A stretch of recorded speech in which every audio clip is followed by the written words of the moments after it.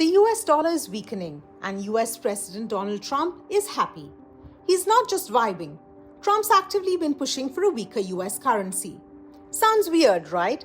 Isn't a strong dollar a flex? Not always. Let me break it down for you. When the dollar's too strong, American-made stuff becomes expensive overseas. That means other countries might skip buying made-in-USA stuff. Trump wants to flip that. He wants US products to be cheaper around the world. That means more exports and smaller trade deficit. This could also mean more local jobs, factories, and all that good stuff. But hang on, it's not all sunshine and manufacturing glory. Weaker dollar means imports to the US get pricier, and that could lead to higher inflation.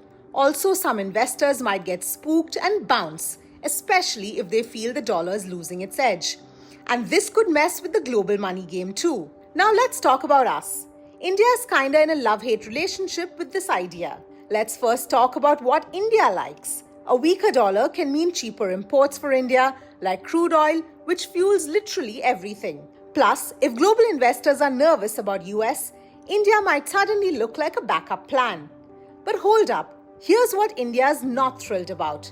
If the US dollar slips and the rupee strengthens too much, our exports could take a hit. Why?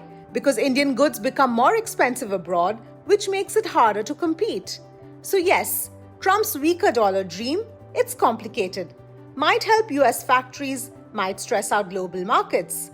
For India also, it's a mixed bag. Some wins, some growing pains. Global economics, think Jenga. Pull one block, the whole stack starts wobbling.